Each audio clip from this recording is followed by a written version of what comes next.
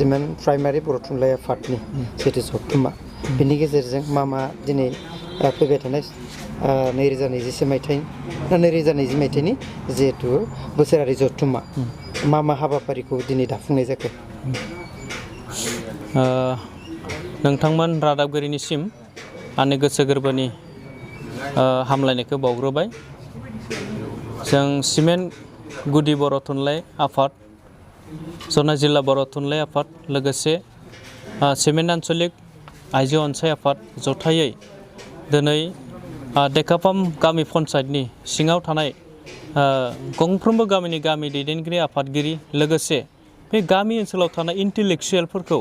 दिनैहाय जोङो मोनसे मेल लिंनानै बावहाय जोंनि बर' थुनलाइ आफादनि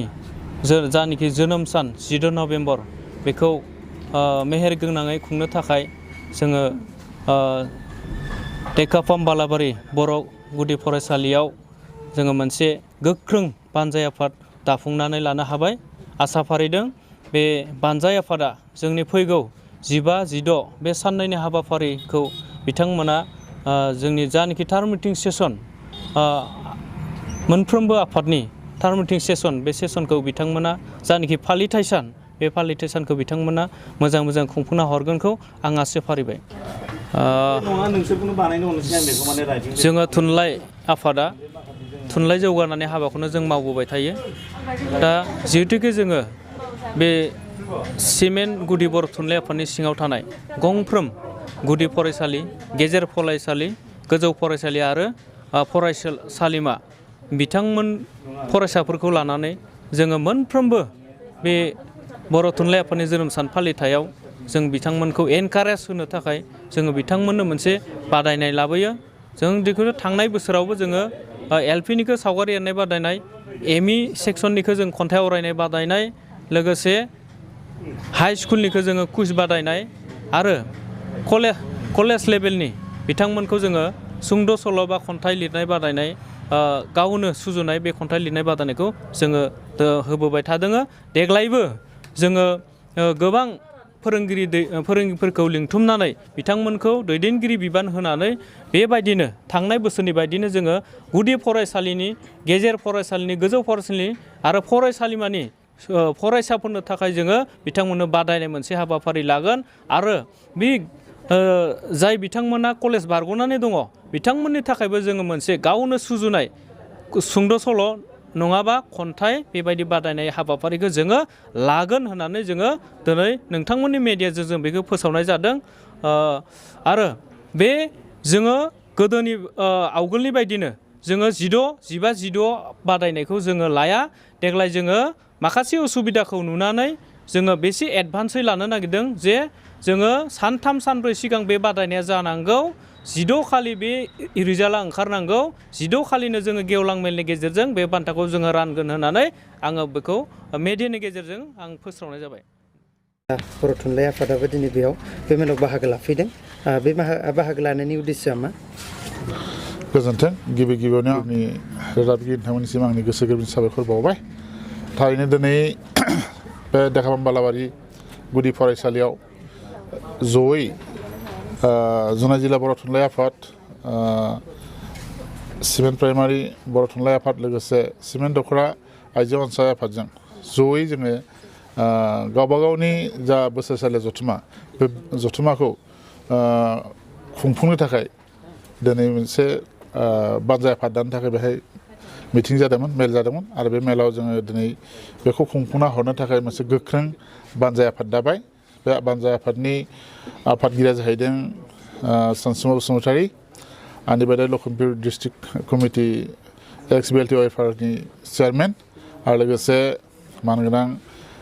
नाथुराम मुसाहारि बिथांखौ वर्किं प्रेसिडेन्ट हिसाबै आरो लोगोसेनो बिनन्द बसुमतारी बिथांखौ नेहाथारि हिसाबै मोनसे गोख्रों बानजाय आफाद दानाय जाबाय। आरो बेहायनो मख'नो नांगोन दि जिहेतु जनाय जिल्ला बर' थुनलाइ आफादा बेखौ जर'खा थान्दै मेल हिसाबै जों खुंफुंना लादों। बेहाय जोङो हयथ' गेवलां मेल थानाय नङा, जोङो स्पेसियेल मोनसे कनभेनसननि गेजेरजों जोंनि जा 3 बोसोरारि मावफुंनाय बा जोंनि बिबान दंमोन बे बिबानखौ जों दिनै बे स्पेसियेल कनफारेन्सनि गेजेरजों बा स्पेसियेल थान्दै मेलनि गेजेरजों जोङो हगारहरनो नागिरबाय आरो आसा फारिदों दिनैनि जा मोनसे गोख्रों जा बानजाय आफाद दाबाय बे बानजाय आफादा मोजाङै मोजां खुंफुंना हरगोन होननानै आं आसा फारिदों दिनै देखाबाम बालाबारि बड' एल.पि. स्कुलाव जिहेतु सिमेन्ट प्राइमारि बर' थुनलाइ आफादा मोनसे बोसोरारि जथुम्मा 10 नभेम्बर बेयाव बिथांमोननि जे बोसोरारि जथुम्माखौ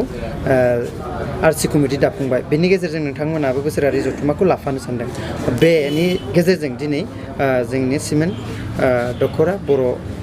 दुलाराय बर' आइजो अनसाय आफादनि जानानै रायजोफोरनिसिम मा बुंहरनो सानो गिबियावनो गासिबो रादाबगिरिफोरनिसिम आंनि खुलुमनायखौ जासिग्रोबाय जोंनि सिमेन्ट दख'रा दुलाराय बर' आइजो अनसाय आफादा फैबाय थानाय बर' थुनलाइ 10 नभेम्बर जोनोम सान फालिनायजों लोगोसे सिमेन्ट गुदि प्राइमारि बर' साहित्य सभाजों लोगोसे आरो जिल्ला साहित्य सभाजों लोगोसे जोंबो सिमेन्ट दख'रा दुलाराय आइजो बर' अनसाय आफादा खुंफानो लादों बेवहाय जोंहा गोबां मावनांगौ हाबाफारि दंमोन आइजो हिसाबै बेखौ जोङो माखासे समफ्राव समनि आंखाल रां राहानि आंखालाव जोङो माखासे खामानि जि सांग्रांथि मेल जों बायदिसिना माने मेलफोर खुंफुंनानै होनांगौमोन बा गेजेर गेजेर गामि ओनसोलफोराव थांनानै जोङो सांग्रांथि मेल लाहैनांगौमोन जिहेतु देरबोबाय थानाय गथ'फोरनि सायाव जोङो सांग्रांथि मेल लानांगौमोन बेफोरखौ जोङो माखासे समनि आंखालाव जों लानानै होनो हायाखै बिनि थाखायनो जोङो नैबे दिनै देखाबाम बालाबारि गुदि एल.पि. स्कुलाव गुदि बर' साहित्य सभाजों लाफानानै जों जिहेतु रिसेपसन कमिटि दाबाय बे रिसेपसन कमिटि दाफानायाव जोंबो बाहागो लाफानानै बिथांमोनजोंनो जोङो बे सिमेन्ट दख'रा दुलाराय बर' आइजो अनसायखौ आफादखौ खुंफुंनो हालांथोंखौ जों आसा खालामनानै आरो जाहाथे जोङो बै समफ्राव जोङो माखासे जिबायदि मेल लानांगौमोन जिबायदि सांग्रांथि होनांगौमोन बेखौ लानो हाफुङैनि थाखाय जोङो बे मेलनि गेजेरजोंनो जोङो बै फैबाय थानाय 15 आरो 16 बे 15 खालि जोङो बेयाव जोङो माखासे माबा लाफागोन माने सेमिनार लागोन बे सेमिनाराव जोङो माखासे आलासि लेंहरनानै जोङो जोंनि सांग्रांथिनि आइजोफोरनि सायाव जिबायदि सांग्रांथि जानांगौ बे सांग्रांथिनि सायाव जों माखासे आलासि लेंहरनानै जों बे हाबाफारिखौ लाफुंगोन आरो सांग्रांथि मेलबो लाफानाय जागोन आरो जोंनि 2 बोसोरारि जथुम्मानि जि जानो गोनां जोंनाथ' 2 बोसोरारि जथुम्मायाव जोंना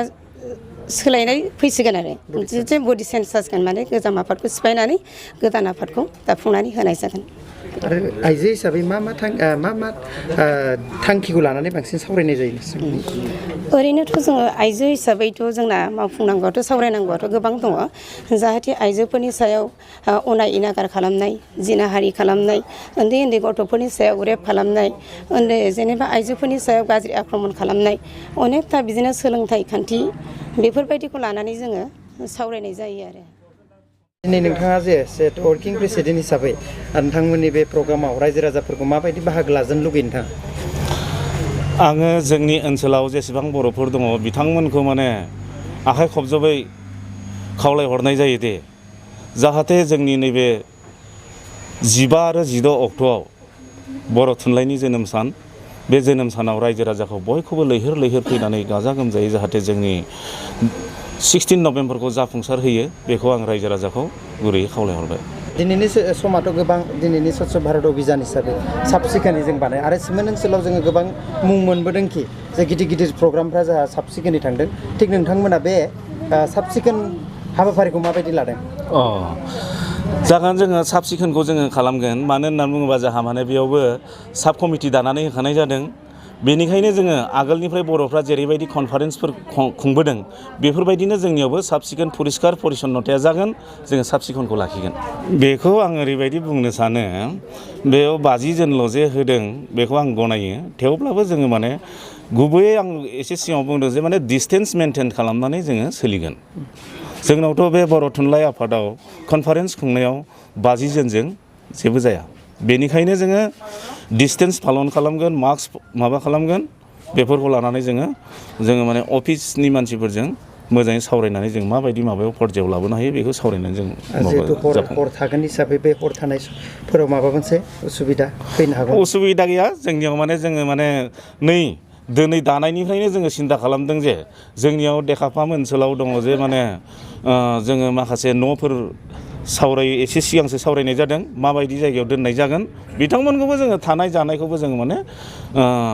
डिसिप्लिनै आरो माने ससियेल डिसटेन्सखौ लाखिनानै जोङो बेयावबो दोननाय जागोन बिथांमोनखौ। नोंथांनिफ्राय जिहेथु बे ओनसोलनि रायजो राजाफोरखौ माबायदि बाहागो लागोन थाखाय खावलायदा? बाहागोआ जोंना लागोन मानो होननानै बुङोब्ला जों माने आगोलावनो दिनै कमिटि दायैनि सिगांनो जोङो गामि गामि एवारनेस खालामखादों। जोङो गामि गंफ्रोमबो गामिनि मानसिफ्रा जाहाथे बेयाव बाहागो लाफैयो बेखौ खावलायखानाय आरो आंहा फोथायनाय दङ। मानो होननानै बुङोब्ला माने बुंनो थाङोब्ला जोंनो नै दा देखाफाम ओनसोलाव जोंनो सालायबाय थानाय बायदि जादों आरो सालायगासिनोबो दङ। बेनिखायनो आंहा फोथायनाय दं जे माने गामिनि रायजो राजाफ्रा मोजाङै बाहागो